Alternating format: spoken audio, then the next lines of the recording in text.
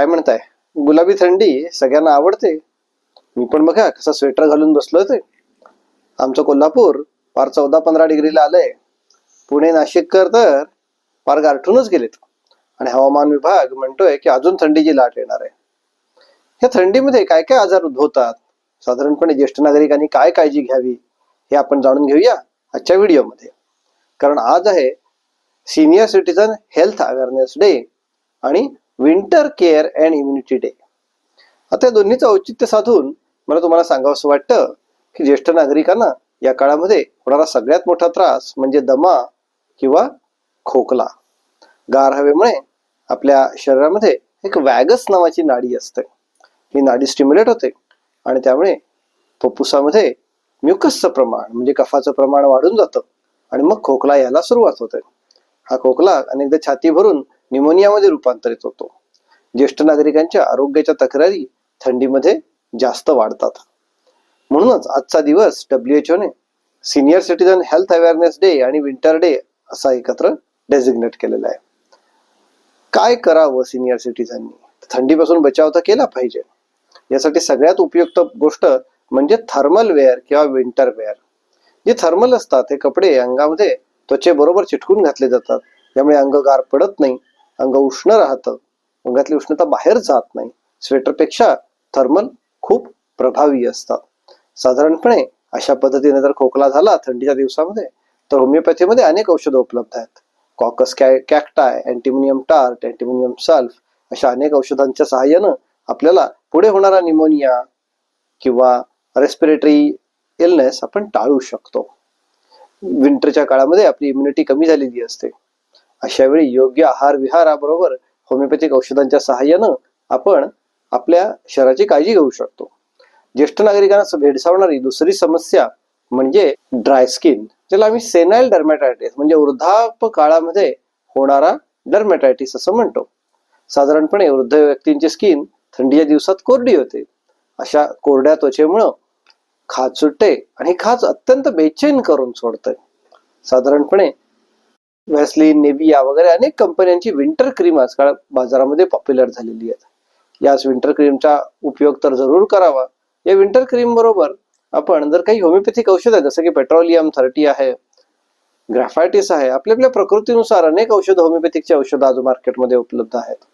किंवा आपल्या होमिओपॅथिक डॉक्टरांच्या सल्ल्यानं जर होमिओपॅथिक औषधं घेतली तर हा सेनाइल डर्मॅटायटिस जो आहे म्हणजे वृद्धापकाळातील त्वचेचा कोरडेपणा, त्यातून उठणारी खाज हे आपण टाळू शकतो.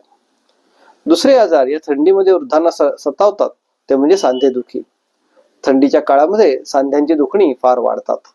आपले सांधे हा आपल्या शरीरातला मुव्हिंग ऑब्जेक्ट आहे, ज्याच्यावरती आपली मोबिलिटी अवलंबून आहे, आपलं चालणं फिरणं, आपलं स्वातंत्र्य अवलंबून आहे.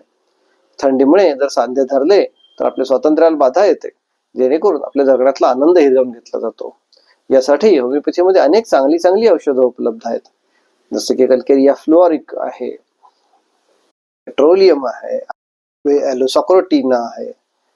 अनेक औषधं या प्रकृतीनुसार दिली जातात. होमिओपॅथीमध्ये एकाच आजारासाठी सरसकट एक औषध अशी संकल्पनाच नाही, तर आपल्या प्रकृतीनुसार, आपल्याला होणाऱ्या त्रासानुसार, आपल्या लक्षणानुसार अचूक औषध निवडावं लागतं आणि तेच औषध आपल्याला सर्वात जास्त प्रभावी ठरतं. आपल्या अनेक व्याधींपासून ते मुक्तता मिळवून देतं. साधारणपणे थंडीचे दिवस खरं तर सुखद गुलाबी थंडी मानली जाते. तरुण माणसांना थंडी आवडते, पण तीच थंडी वृद्धापकाळामध्ये आजारपण घेऊन येते. साधारणपणे लहान बाळ आणि अतिवृद्ध माणसं यांच्यामध्ये या थंडीच्या काळामध्ये निमोनियाचा इन्सिडन्स खूप वाढतो. पाश्चात्य देशामध्ये फ्लू शॉट घेतले जातात. साधारणपणे भारतीय लोकांना तशी फ्लू वॅक्सिनची गरज लागत नाही, कारण आपली इम्युनिटी पाश्चात्यांपेक्षा अधिक चांगली आहे.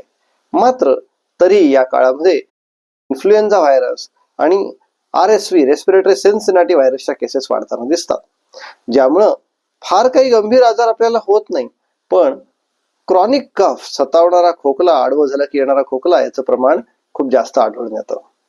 अशा कंडिशनमध्ये होमिओपॅथिक औषधं खूप परिणामकारक ठरतात. साधारणपणे कॉकस कॅक्टाय, आडवं झाल्यानंतर येणाऱ्या खोकल्याला ड्रॉसेरा, जर कफ बाहेर पडत नसेल तर अँटीमोनियम टार्ट, अशा अनेक औषधांचा आपल्याला उपयोग करता येऊ शकतो, जेणेकरून हा खोकला आपण न्यूमोनियामध्ये जाण्यापासून टाळू शकतो व आपल्या होणारा पुढचा जो हॉस्पिटलायझेशन आहे, त्याचा जो खर्च आहे, त्रास आहे, किंवा अँटीबायोटिकचा जो वापर आहे, त्याची गरजच लागत नाही.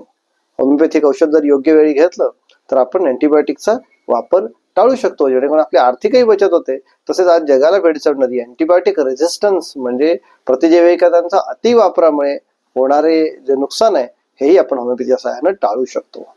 तर आपण सर्वांनी मिळून ठरवूया की होमिओपॅथीच्या सहाय्यानं ही थंडी गुलाबी थंडी व्हावू, ही थंडी सुखद थंडी व्हावू, लहान मुलं, ज्येष्ठ नागरिक किंबहुना सर्वांनाच चांगलं आरोग्य मिळो. सर्वांसाठी नवीन वर्षाच्या खूप साऱ्या शुभेच्छा. थंडीमध्ये आपली काळजी घेऊया, होमिओपॅथीच्या सहाय्यानं रोग टाळूया. झालेच रोग तर होमिओपॅथीने रोग आपण बरे करूया आणि एक सुखी, शांत, आनंदी जीवन जगूया. धन्यवाद.